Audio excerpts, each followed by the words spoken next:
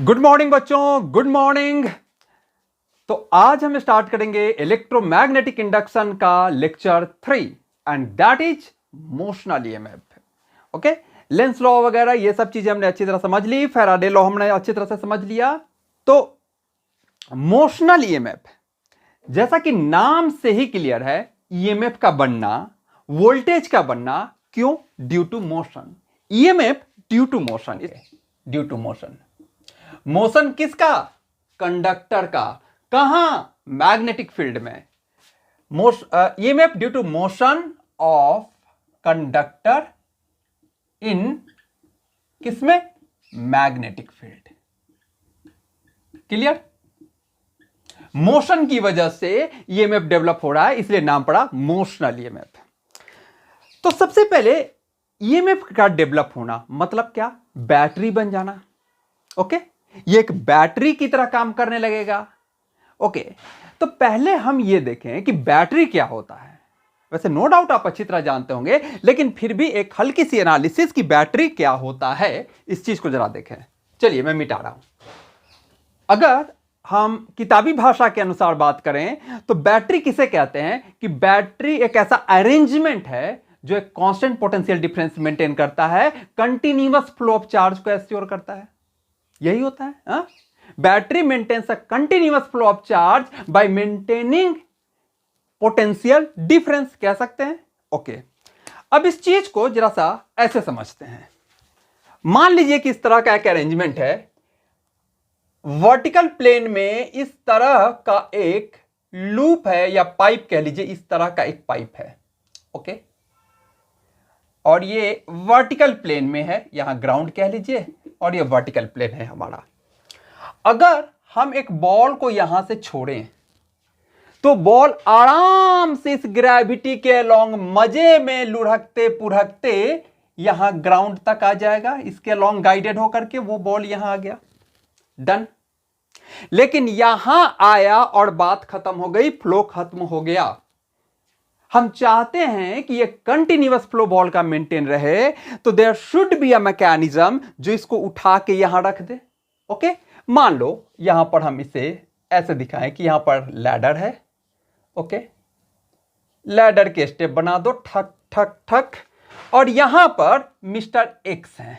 ये रहे जी mister x. इन्होंने यहां से बॉल को उठाया, इस लैडर पे चढ़े, और यहां आकर के फिर से इस बॉल को डाल दिया। लगातार अब ये काम हो रहा है, यहां से बॉल यहां आ रहा है, और ये महाशय इसको उठा करके फिर यहां कर दे रहे हैं, फिर यहां यहां यहां यहां। तो इस सिस्टम में कंटिन्यूअस फ्लो ऑफ बॉल हो गया। इसे हम कहेंगे ना कि इस बॉल का कंटिन्यूअस फ्लो हो स्टार्ट हो गया, कंटिन्यूअस फ्लो ऑफ बॉल। अगर ये मिस्टर एक्स, इसको मिस्टर एक्स कह दें, अगर ये मिस्टर एक्स यहां ना होते तो ये ग्रेविटेट होके यहीं पे रुक जाता, ये अपनी पोटेंशियल एनर्जी सारा का सारा यहां खत्म कर देता और यहीं पे रुक जाता। इन्होंने क्या किया? इसके पोटेंशियल को फिर से मेंटेन कर दिया। ओके, जिससे फिर ये आ गया, फिर से पोटेंशियल मेंटेन कर दिया। तो बैटरी इसी तरह का एक अरेंजमेंट है। यहां क्या है? बॉल है, वहां क्या है? इलेक्ट्रॉन है। अब जैसे देखें, ये एक कंडक्टर है। ओके, ये हमारी बैटरी। बैटरी को सिंबॉलिकली हम ऐसे ही दिखाते हैं। ओके, यहां से हम दिखाते हैं कि करंट ऐसे आ गया। ओके, यहां से फ्लो किया, करंट ऐसे आ गया। तो बेसिकली तो हम पॉजिटिव चार्ज के रिस्पेक्ट में कहते हैं, पर एक्चुअल में मूवमेंट तो इलेक्ट्रॉन का होता है। तो हम ये कह लें कि इलेक्ट्रॉन यहां से ऐसे, इलेक्ट्रॉन यहां से ऐसे, इलेक्ट्रॉन यहां से ऐसे, और इलेक्ट्रॉन यहां से ऐसे फ्लो कर गया। इसके अंदर मतलब यहां से यहां के करस्पोंडिंग यहां से इलेक्ट्रॉन निकला, यहां आ गया। ओके, बैटरी क्या काम करेगा? वही मिस्टर एक्स वाला काम करेगा। इलेक्ट्रॉन को फिर जो यहां से यहां आ गया था उठा के यहां से यहां कर रख देगा, और फिर यहां के बाद ऑटोमेटिकली फील्ड के अलोंग हो रहा है, और यहां से यहां तक बैटरी के एक मैकेनिज्म उसको रख दे रही है। तो कंटिन्यूअस फ्लो मेंटेन हो रहा है। यही बात है ना? ओके, अब ये मैकेनिज्म अलग अलग हो सकता है, पर काम बैटरी का यही है। ओके, पोटेंशियल डिफरेंस क्रिएट रखना, फ्लो ऑफ चार्ज को मेंटेन रखना। जब हमारे पास केमिकल बैटरी होती है तो वहां यह काम केमिकल रिएक्शन, इलेक्ट्रोड पे जो केमिकल रिएक्शंस होता है उसके थ्रू होता है। और यहां पर जो हमारा बैटरी बन रहा है तो यहां पर जो मैकेनिज्म है जो इस फ्लो को इंश्योर कर रही है, जो पोटेंशियल डिफरेंस को मेंटेन कर रही है, यहां पर वो मैकेनिज्म है magnetic force on moving electron. Okay, तो यहां पर मोशनल ईएमएफ में हम क्या होगा बात,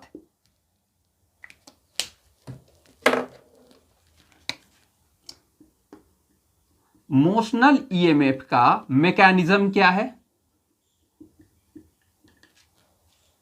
magnetic force on moving electron.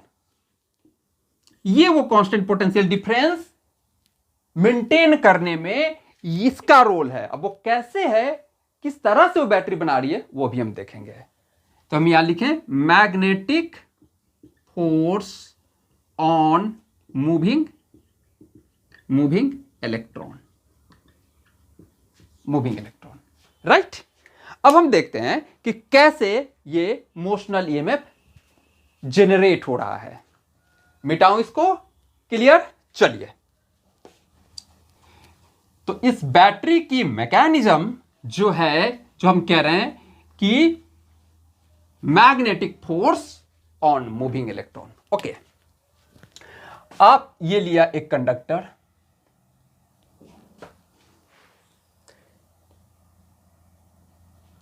ये कंडक्टर ले लेता हूं मैं, और ये कंडक्टर इस मैग्नेटिक फील्ड में v वेलोसिटी से आगे बढ़ रहा है। ओके, कंडक्टर है, इसमें फ्री इलेक्ट्रॉन्स होंगे हर जगह, इसमें फ्री इलेक्ट्रॉन्स होंगे, फ्री इलेक्ट्रॉन्स होंगे, फ्री इलेक्ट्रॉन्स होंगे, हर जगह ही होंगे, हर जगह ही होंगे, सब जगह होंगे। अब जब ये कंडक्टर मूव कर रहा है तो साथ के साथ कंडक्टर के फ्री इलेक्ट्रॉन्स, उन इलेक्ट्रॉन्स की भी तो इधर की तरफ वेलोसिटी हो गई। अगर ट्रेन में हम बैठे हैं और ट्रेन मूव कर रहा है तो हम भी तो मूव कर रहे हैं। तो अगर ये कंडक्टर मूव कर रहा है तो कंडक्टर के अंदर ये फ्री इलेक्ट्रॉन भी मूव कर रहे हैं, ये इलेक्ट्रॉन मूव कर रहे हैं। और जब कोई चार्ज मैग्नेटिक फील्ड में मूव करता है तो उस पर क्या लगता है, मैग्नेटिक फोर्स। कितना लगता है, q v cross B. Okay, तो वी क्रॉस बी जरा इसका देखिए, वी इधर है और मैग्नेटिक फील्ड अंदर है, तो वी क्रॉस बी ऊपर, पर ऊपर किसके लिए, पॉजिटिव चार्ज के लिए। ये क्या है, इलेक्ट्रॉन है, तो इस पे फोर्स किधर लगेगा, नीचे।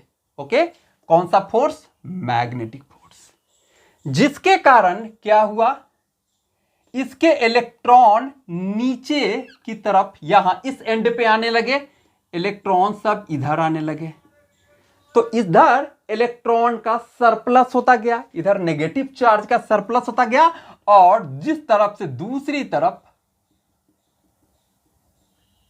पॉजिटिव चार्ज आ गया, हो गया पोटेंशियल डिफरेंस क्रिएट।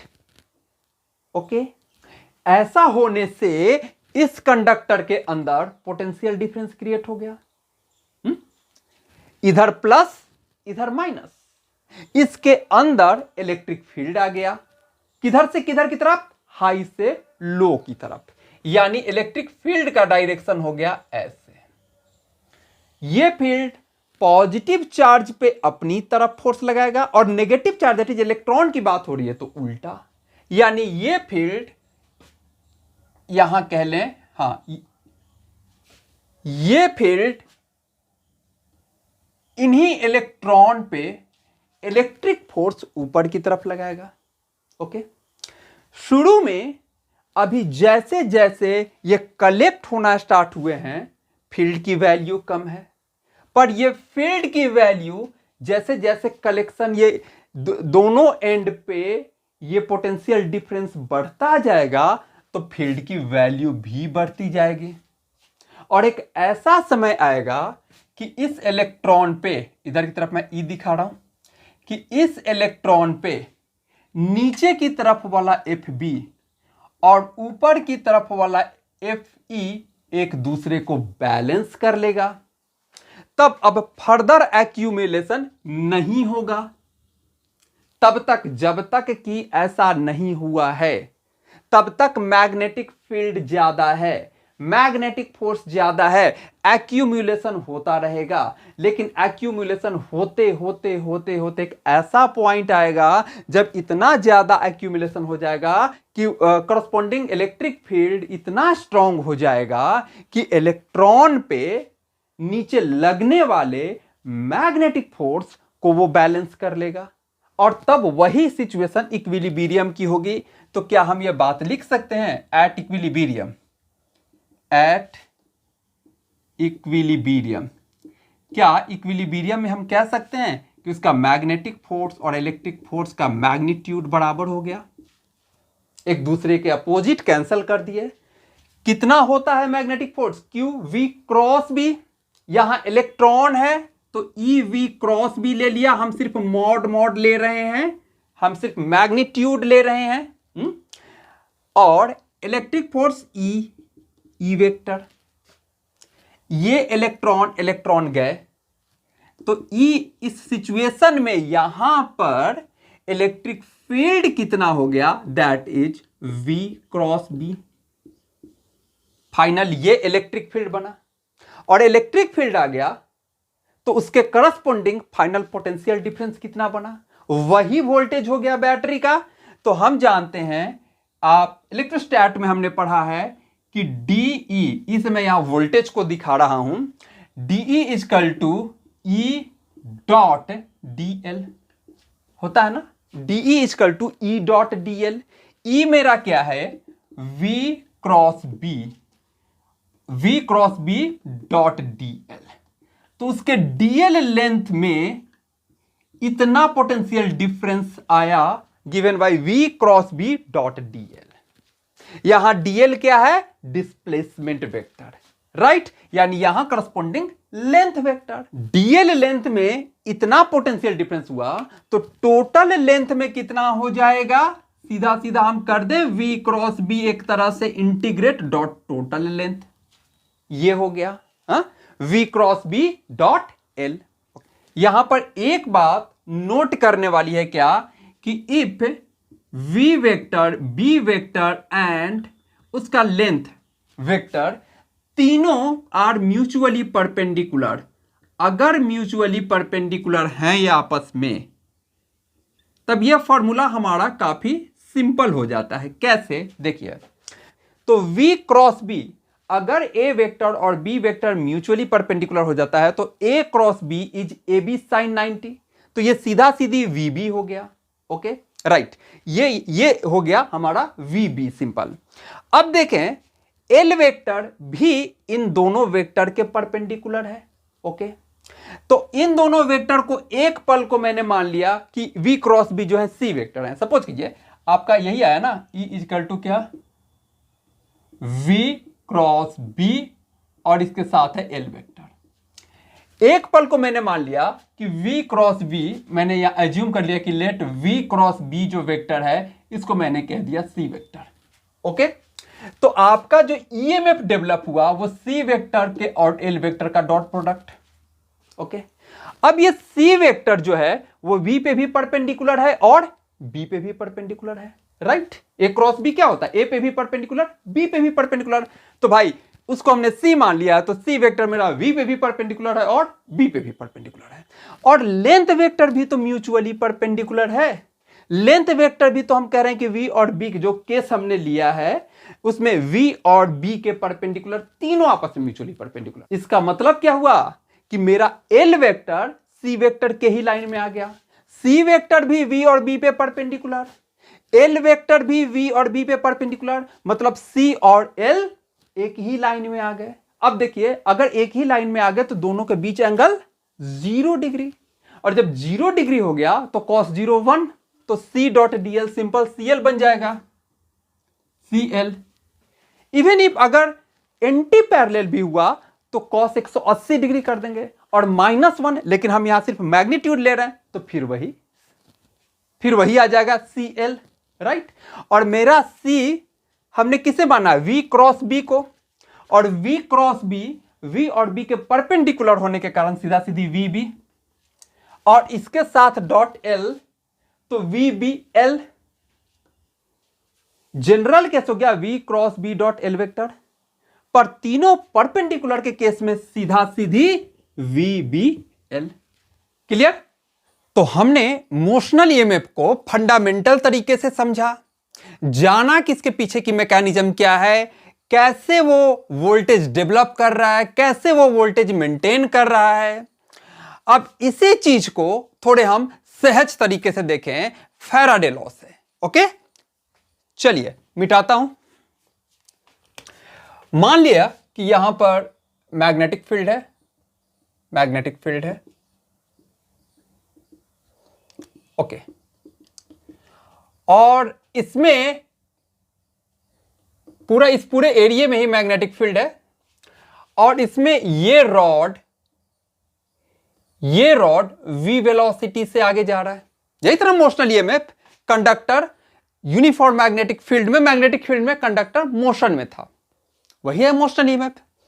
इस बार हम उसकी उस मैकेनिज्म में ना जाकर के हम सिंपल वे में सोचे इसको, कि मान लेते हैं कि ये एक कंडक्टर हमने अलग इमेजिन कर लिया,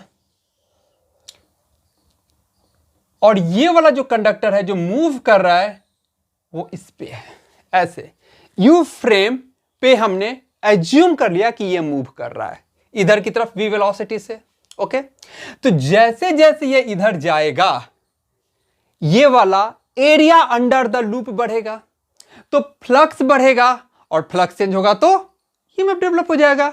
तो करें, अभी जैसे मैंने मान लिया कि अभी ये इस आर्म से x दूरी पे ये मूविंग रॉड है, तो अभी के हिसाब से ये वाला एरिया फ्लक्स कवर कर रहा है।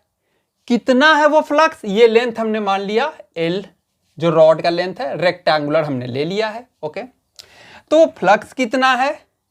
B into area, B into area, that is magnetic field into area कितना हो जाएगा? LX। Okay, rectangle. तो E जो डेवलप होगा वो क्या होता है? सिंपल d∅dt का मॉड, अगर मैं मैग्नीट्यूड की बात कर रहा हूं, दैट इज d/dt क्या हो गया? BLX। B constant, L constant, निकाला जाए, बच गया dx/dt।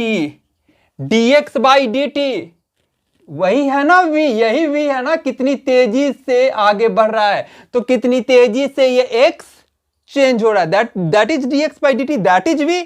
तो इस dx/dt को मैं क्या लिख दूं? BLV। आ गया वही रिजल्ट, वही केस हमने लिया ना, तीनों परपेंडिकुलर, वेलोसिटी इधर, लेंथ इधर, और मैग्नेटिक फील्ड अंदर, तीनों परपेंडिकुलर के केस में क्या आता था? BLV। ओके, क्लियर हो गया? चलिए, अब हम मोशनल ईएमएफ का फॉर्मूला जान गए, मोशनल ईएमएफ की कुछ और बारीक पॉइंट्स को समझें। चलिए, ये वाला इरेज किया जाए। ओके, इसको हम लिख सकते हैं some important points of motional EMF. Some important points of motional EMF. Motional EMF क्या फॉर्मूला बनकर के आया था? डीई का, या ई का ही हम देख लें तो यही आता ना, V cross B dot L। Okay, general formula, perpendicular है तब तो बात ही अलग है। ओके, परपेंडिकुलर के केस में यह चीज बड़ा इजी बन गया था हमारा, क्या? VBL। ओके, यहां जो लेंथ है वो बेसिकली लेंथ वेक्टर फॉर्म में है, यहां जो लेंथ है वो नेट लेंथ वेक्टर है। कहने का मतलब यह हुआ कि हमें नेट लेंथ लेना है, तो इसको आप ऐसे समझिए, for a conductor of irregular shape, conductor of irregular shape,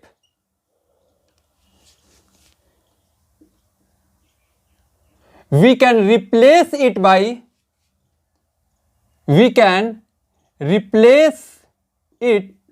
by straight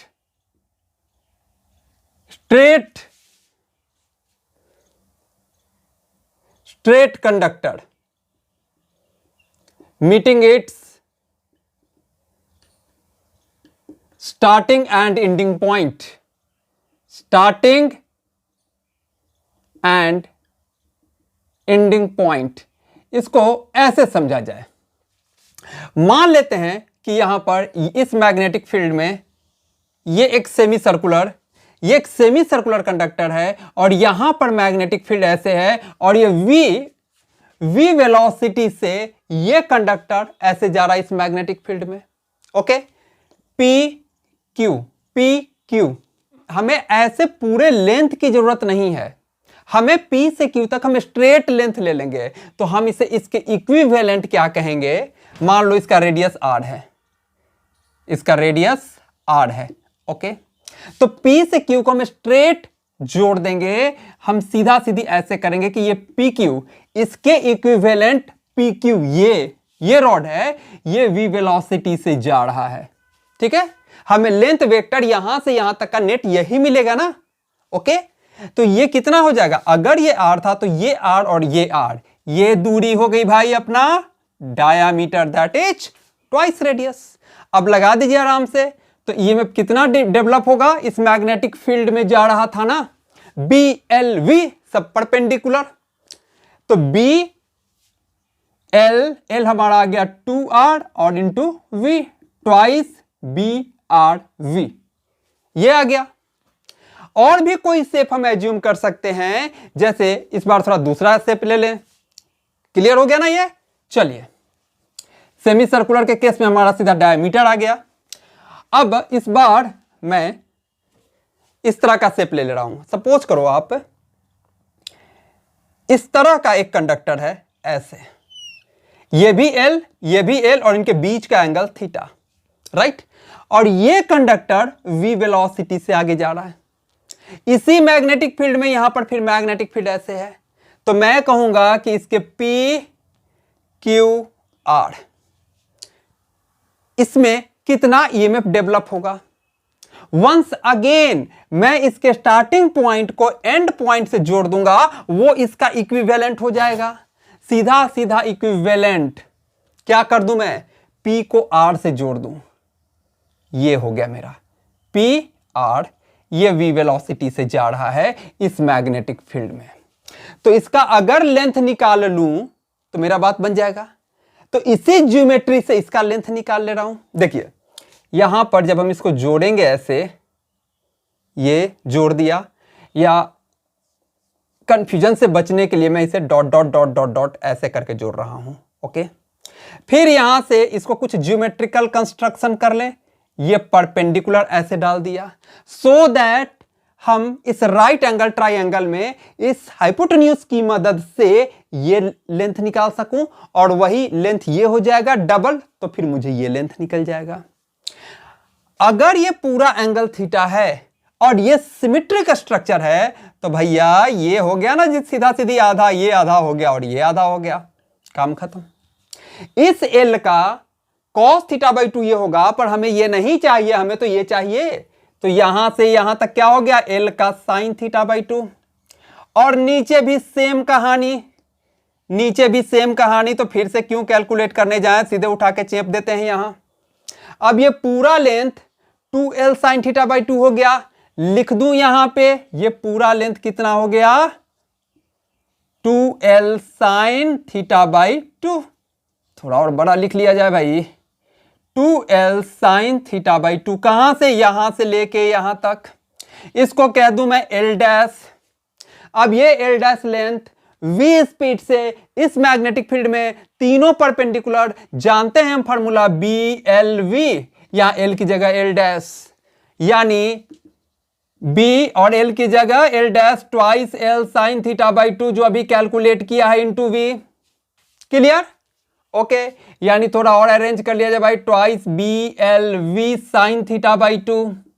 अब यहीं पे कुछ केस देख लीजिए, अगर ये थीटा 90 डिग्री हुआ, अगर जो ये एंगल 90 डिग्री होता तो क्या हो जाता, अगर मैं कहूं इफ, यहां पर इफ थीटा मेरा 90 डिग्री हो जाता, ये एक राइट एंगल शेप होता, तब क्या होता, देखिए, देन ईएमएफ आ जाता मेरा ट्वाइस BLV साइन 90/2 यानी कि साइन 45 डिग्री, और साइन 45 डिग्री कितना होता है 1/√2। लिख दीजिए बड़े ही प्यार से, यहां 1/√2 उड़ रहा है, यहां से उड़ा दीजिए, 2√2 ऊपर चला गया तो हो गया √2 times BLV। Clear? Further verify कर सकते हैं। आप कहो कि ये थीटा 180 डिग्री है, थीटा 180 डिग्री मतलब ये और ये खड़ा हो गया बिल्कुल सीधा, तब ये लेंथ बन गया ट्वाइस L, और तब फॉर्मूला डायरेक्ट आ जाएगा ट्वाइस BLV। वहां से भी चेक कीजिए, यहां से भी चेक कीजिए इसको। अगर इफ थीटा आपका 180 डिग्री हुआ तो क्या पूरा का पूरा ये ट्वाइस BLV आ रहा है? थीटा यहां 180 रखिए, 180/2 90, साइन 91 ट्वाइस BLV आ गया। क्लियर? क्लियर? चलिए मिटाऊं इसे। क्लियर? चलिए मिटा रहा हूं। कुछ छूट जाए तो काइंडली बैक करके पॉज करके नोट कर लीजिएगा। ओके ओके ओके, तो इसको हम जनरलाइज करके कह दें, सांप बना दें इस तरह का कि भाई ये रहा पाइथन। ओके, ऐसा कंडक्टर है, इधर की तरफ v वेलोसिटी से जा रहा है, ऊपर की तरफ कर दिया जाए, ऊपर की तरफ v वेलोसिटी से जा रहा है इस मैग्नेटिक फील्ड में, तो मुझे उन सबों से मतलब नहीं है, मुझे इससे इसको पकड़ा, इस सांप के पूंछ को और सांप के मुंडी को पकड़ा, मिला दिया, दे दनादन, ये हो गया। मुझे इस लेंथ से ही मतलब है, स्ट्रेट इस लेंथ से मतलब है, और इसके करस्पॉन्डिंग सीधा सीधी BLV। बाकी बीच में कर्व है कि क्या है उससे हमें, उस राम कहानी में हमें नहीं जाना। क्लियर? बात समझ में आई लेंथ वाली? अब इसका दूसरा पॉइंट देखा जाए। ओके, अब इसका दूसरा पॉइंट वेलोसिटी से रिलेटेड कर लें। If velocity is not perpendicular to B, या यूं कहें if v vector is at an angle at some angle theta, is at some angle theta with L vector, okay, then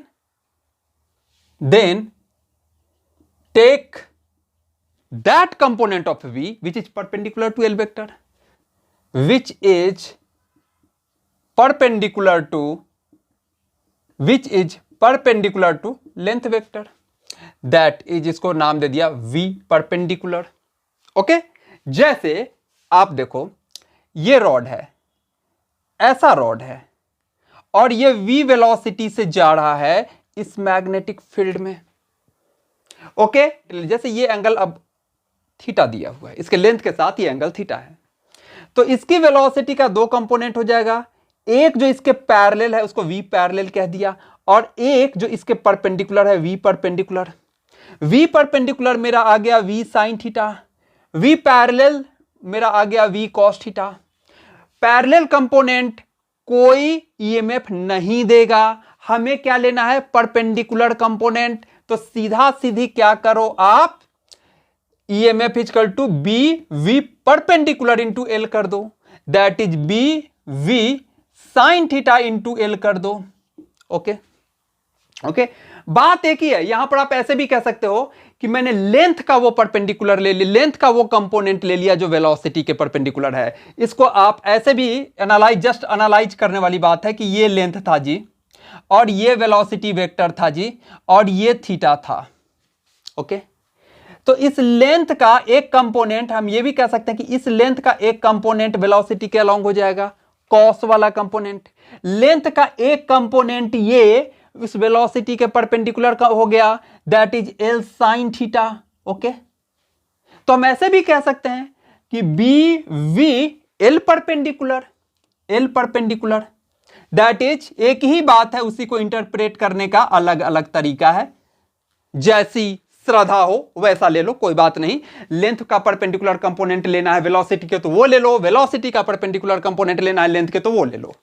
बात clear? चलो, points clear हो गए, note down कर लो, समझ लो, ठीक है। अभी हम और प्रैक्टिस करेंगे इस पे। चलिए मिटाऊं। मोशनल ईएमएफ कि मेन बातें समझ लेने के बाद कुछ और प्रॉब्लम्स देखो तो जरा। जैसे मैं ये क्वेश्चन दूं, ये एक सर्कुलर लूप ले लिया, ये एक सर्कुलर लूप ले लिया, वो इस मैग्नेटिक फील्ड में, यूनिफॉर्म मैग्नेटिक फील्ड में v स्पीड से जा रहा है। इसके पॉइंट ले लेता हूं मैं P, Q, R और S, right. Uniform magnetic field B में जा रहा है। अगर अब हमें क्वेश्चन दे रखा है कि आप पोटेंशियल निकालिए, ईएमएफ निकालिए, ईएमएफ निकालिए PR के बीच का, PR के बीच कितना है। पहला ले लेते हैं कि पोटेंशियल ईएमएफ लूप में, पूरे लूप में कितना होगा वो बताइए। फिर बताइए आप ईएमएफ PQ के बीच में कितना होगा। ईएमएफ इसी के वेरियस केसेस लेते हैं, क्लैरिटी हो जाएगी। QS कितना होगा, ईएमएफ PS कितना होगा, करके देखें एक एक कहानी क्या बनेगी।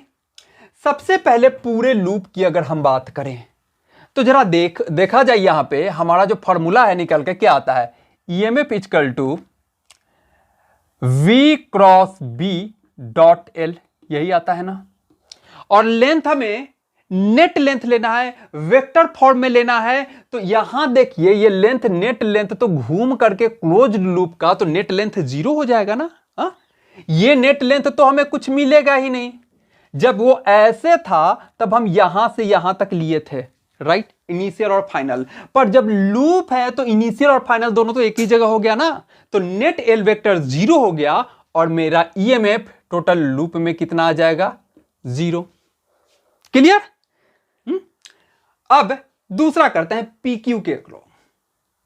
तो PQ के लिए सिर्फ इसका एक पोर्शन ले लिया जाए। दूसरा हम सिर्फ इसका P से Q तक का ही पोर्शन ले, P से Q तक की ही बात कही जा रही है। ये वाला है मेरा और ये V वेक्टर से जा रहा है। क्लियर। तो ये हमने पहले ही कर चुका है कि इस P और इस R के इक्विवेलेंट आप इसको सीधा स्ट्रेट लाइन से मिला दो, जिसका लेंथ ये R और ये R that is 2R length हो जाएगा यहां से यहां। और ये V वेलोसिटी से जा रहा है इस मैग्नेटिक फील्ड में। तो BLV सीधा सीधी B2RV, ये तो हम पहले ही एक ऐसा केस देख चुके हैं। तो दूसरा मेरा ये आ जाएगा ट्वाइस BRV। ओके। अब दिमाग में एक बात आ सकती है कि P और R के बीच तो ईएमएफ आ रहा है पर पूरे लूप में नहीं आ रहा है। क्यों नहीं आ रहा है? हालांकि हमने लेंथ वेक्टर के आधार पे कह दिया कि नेट लेंथ 0 है, लेकिन इसको आप दूसरे तरीके से समझने की कोशिश करो। देखो, अगर आप पूरे लूप की बात करते हो, इसको मिटाता हूं 1 मिनट, अभी क्लियर हो जाएगा। अगर आप पूरे लूप की बात करते हो तो ये लूप एक ही नहीं है, ऐसा एक और भी है, तब जाकर के लूप कंप्लीट होगा। ये देखिए, और तब आपको P से R के बीच में एक नहीं 2 रॉड लेने पड़ेंगे। P से R के बीच में पहला, P से R के बीच में दूसरा इक्विवेलेंट, और ये दोनों ही V वेलोसिटी से जा रहे हैं। क्लियर। इसमें एक चीज और, डायरेक्शन से संबंधित, आपका डायरेक्शन जो होता है वो V क्रॉस B जज करता है कि बैटरी की पोलैरिटी क्या होगी। ये आप कैसे निकालोगे? V क्रॉस B से निकालोगे। जैसे यहां देखो, इसका V इधर और B अंदर। V क्रॉस B कीजिए, V आगे B अंदर, अंगूठा ऊपर, यानी पॉजिटिव टर्मिनल बड़ा डंडा बैटरी का ऊपर, ऐसे ही दिखाते हैं ना। तो यहां पर जो बैटरी बनी ये बन गया। ओके, बड़ा डंडा ऊपर। यही कहानी तो भाई यहां पर भी हो रही है, तो यहां पर भी देना पड़ेगा ना हमें, यहां पर भी दे दिया हमने। Okay, clear clear. अब इन दोनों को कनेक्ट कर दें, लूप बना दें, ये बन गया, लूप बन गया। अब जरा देखो कि इस लूप में नेट वोल्टेज 0 आया था, उसको हम ऐसे भी समझ सकते हैं। आप देखिए, आप यहां से स्टार्ट कीजिए, P था ना, P, इसको R मान लीजिए, फिर P डैश R डैश का दो एक पल को। ओके, तो यहां से फिर जब आप लौट के यहीं आओगे, just P dash R dash मैंने नाम दे दिया है, तो वो भी पी आर ही है, इसी पी आर और यही पी आर है, समझने के लिए मैंने पी डैश आर डैश कर दिया। तो यहां से जब केवीएल लगाओ तो देखो पूरे लूप में क्या कहानी बनता है। आप केवीएल लगाओ P R R dash P dash और फिर पी पे, पूरे लूप में यहां पर पोटेंशियल ड्रॉप होगा, बड़ी डंडी से छोटी डंडी, पॉजिटिव से निगेटिव पोटेंशियल ड्रॉप। मान लो पोटेंशियल ड्रॉप को हम नेगेटिव ले रहे हैं तो, और यहां पर पोटेंशियल राइज हो जाएगा, तो पोटेंशियल ड्रॉप निगेटिव कितना 2BrV आया था ना, तो -2BrV। ओके, और यहां कुछ नहीं, फिर यहां उतना ही से राइज +2BrV। देखो माइनस प्लस मिलके नेट 0 हो गया ना। तो ऐसे भी समझ सकते हो। मतलब क्या हुआ इसका कि भले ही पूरे लूप में 0 है, लेकिन अलग अलग पार्ट में, इतने दूर में भी ईएमएफ है, इतने दूर में भी ईएमएफ है, उसमें ईएमएफ डेवलप अलग अलग पोर्शन में हो रहा है। क्लियर? अब ठीक है, हमने दूसरा कर लिया, इसका EPQ कर लिया। अब क्या करना है, QS के बीच। अब QS के बीच, चलो इसको मिटाऊं, इसके थर्ड पार्ट पे चले आओ। QS, तो इसको इस बार ऐसे ब्रेक करो, ऐसे ऊपर वाला सेमी सर्कल लेते हैं QS। ओके, ये रहा Q और ये रहा S, कोई भी एक ले लो, या ये ले लो या ये ले लो। ओके, अब इसके इक्विवेलेंट हम क्या Q को S से सीधा सीधी मिला दें, नेट हमें तो लेंथ वेक्टर से मतलब है, तो Q को S से सीधा सीधी मिला दिया 2r लेंथ का। पर ये लेंथ वेलोसिटी के पैरेलल आ गया। देखो आप इस लूप को ऐसे ले जा रहे थे V से, तो ये वाला एलिमेंट ऐसे जा रहा था, मतलब नेट ये लेंथ ऐसे जा रहा है। और आपको पता है कि जो B आपका EMF होता है V cross B dot L में, कोई भी दो अगर एक दूसरे के पैरेलल आ गया, हम सब जगह परपेंडिकुलर कंपोनेंट ले रहे हैं, कोई भी दो अगर एक दूसरे के पैरेलल आ गया तो ईएमएफ डेवलप्ड 0 हो जाएगा। इसको चलिए इसको अलग से नोट कर लीजिए। If any two of V, B and L are parallel then E 0 यहां पर आपका लेंथ, ये लेंथ वेलोसिटी के पैरेलल हो गया, आंख मूंद करके ईएमएफ 0, यानी Q और S के QS में नेट ईएमएफ 0। क्लियर हुआ? बात समझ में आया?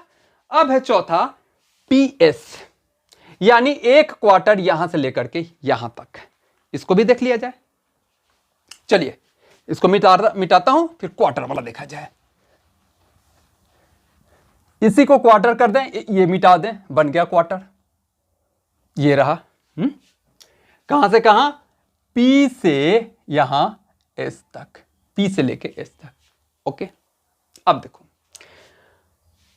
P से S तक ये जा रहा है कंपोनेंट V वेलोसिटी से इस फील्ड में, राइट?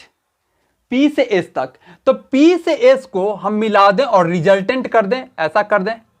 ये वाला बेसिकली हम ये वाला एज्यूम करेंगे, ये वाला हम एज्यूम करेंगे PS, ये कर्व की जगह हम इसको स्ट्रेट लाइन से मिला दिए। ओके, तो ये लाइन V वेलोसिटी से आगे बढ़ रहा है, ये मान सकते हैं। अब देखिए पिछला, यानी कि आपने इसी, अगर हम इस पिक्चर में कहें तो ये लाइन मेरा बना। ओके, अभी हमने बात कहा है कि अगर लेंथ और वेलोसिटी एक एंगल पे हो तो वेलोसिटी का वो कंपोनेंट ले लो जो लेंथ के परपेंडिकुलर है, या लेंथ का वो कंपोनेंट ले लो जो वेलोसिटी के परपेंडिकुलर है। क्लियर?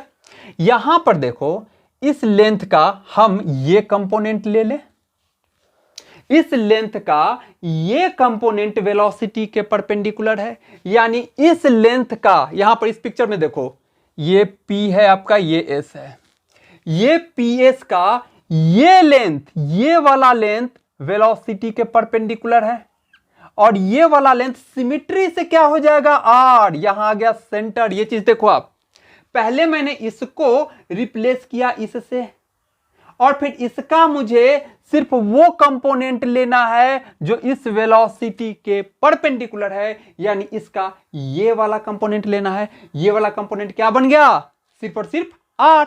तो यहां पर क्या ईएमएफ हो जाएगा, BRV। क्लियर हुआ? आराम से हम ज्योमेट्री की मदद से पिक्चर देख करके क्लियर हो गया, BRV। क्लियर? नोट कर लो।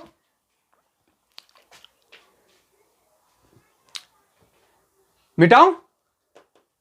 चलो अब अगला क्वेश्चन देखेंगे। अगला क्वेश्चन देखो, कुछ इस तरह की कहानी है।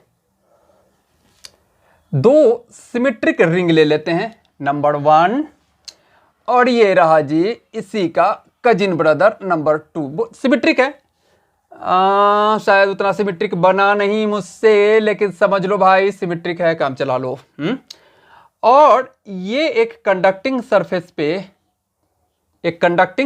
पे ये इधर की तरफ v वेलोसिटी से जा रहा है, और ये इधर की तरफ v वेलोसिटी से जा रहा है। तो क्वेश्चन पूछ रहा है कि इनके टॉप, यानी कि ये P पॉइंट और ये, इसको कह देते हैं A पॉइंट, A और P पॉइंट के बीच का, इनके टॉप के बीच का पोटेंशियल डिफरेंस क्या है। ओके, ये कंडक्टिंग सरफेस, ये कंडक्टिंग सरफेस, और ये v वेलोसिटी से ट्रांसलेट करते हुए जा रहे हैं अपोजिट साइड में, एक दाएं तो दूसरा बाएं। तो आपको निकालना है पोटेंशियल डिफरेंस A और P पॉइंट के बीच का कितना है। क्लियर? इसको मैं कुछ नाम दे देता हूं, कुछ भी नाम दे देता हूं M, और इसको नाम दे देता हूं N।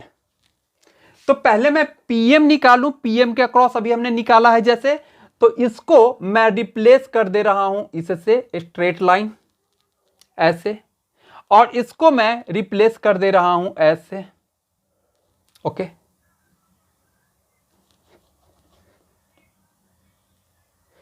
लेंथ कितना हो जाएगा, ट्वाइस R, यहां भी और यहां भी लेंथ ट्वाइस R। क्लियर?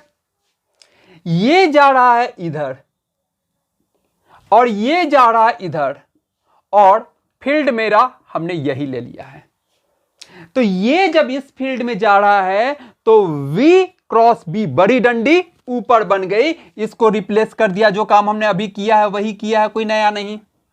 कितना ईएमएफ आया था, ट्वाइस BRV।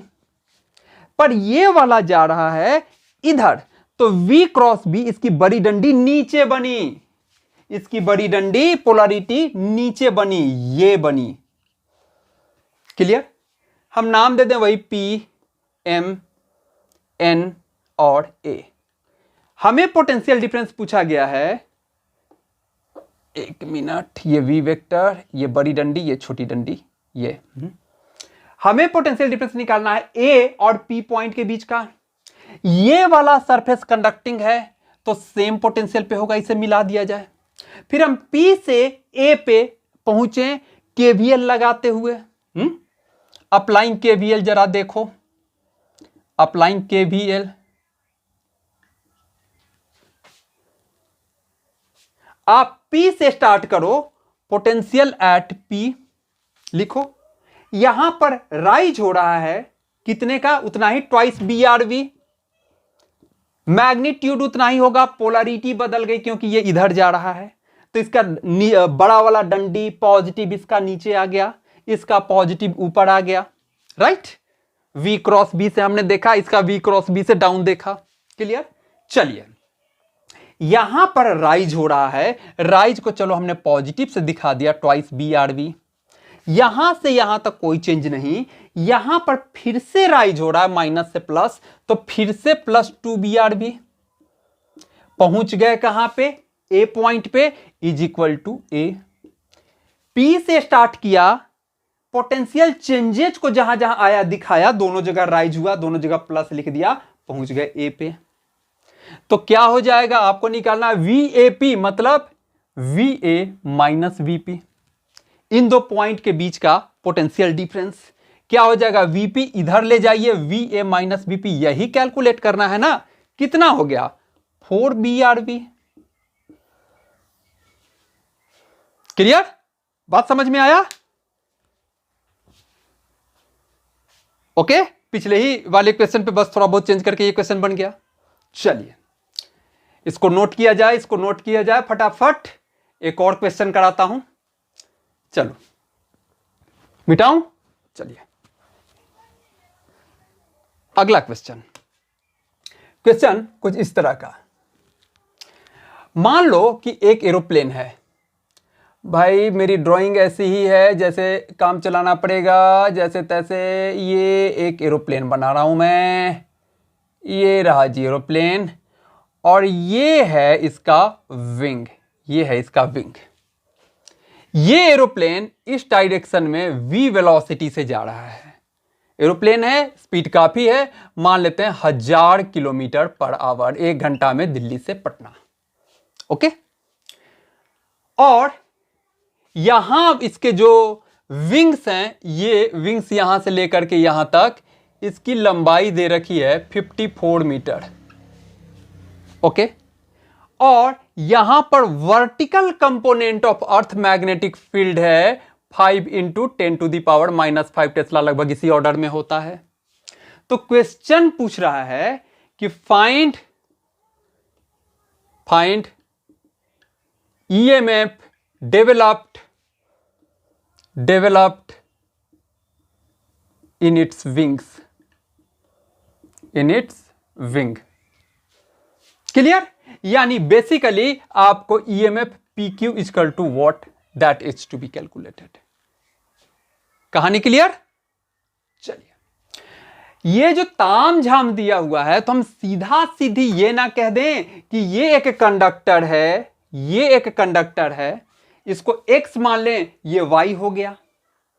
ओके, x तो ये y हो गया, तो ये y डायरेक्शन में ये एक कंडक्टर है मेरा PQ, जो v वेलोसिटी से जा रहा है, और यहां वर्टिकल कंपोनेंट क्रॉस।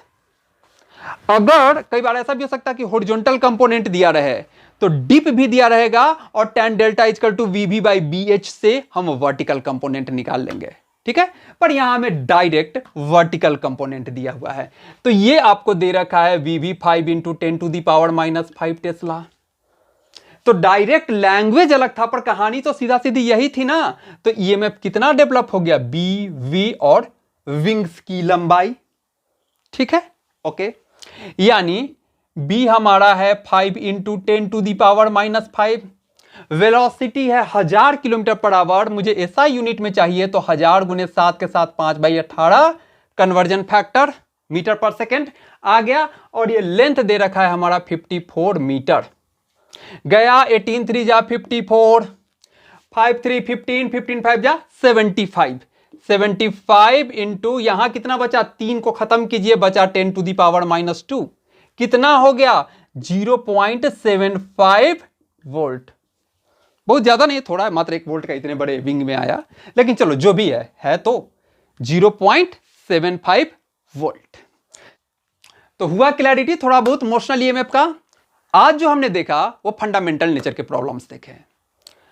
हम इसमें कुछ और अच्छे प्रॉब्लम्स करेंगे, जो थोड़े कंपटीशन पॉइंट ऑफ व्यू से थोड़े और अच्छे प्रॉब्लम करेंगे नेक्स्ट क्लास में। मोशनल EMF ही हम कंटिन्यू करेंगे, लेकिन उससे पहले एक छोटी सी बात जो बोर्ड के पॉइंट ऑफ व्यू से इंपॉर्टेंट है।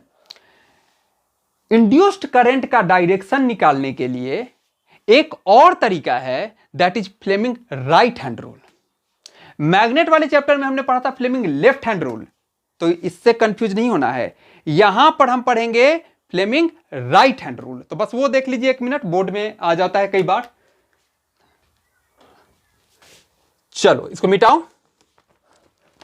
फ्लेमिंग राइट हैंड रूल कुछ नहीं, 1 मिनट में हो जाएगा ये। Fleming's right hand rule, right hand rule किस काम के लिए, to find direction of induced EMF या induced current, direction of induced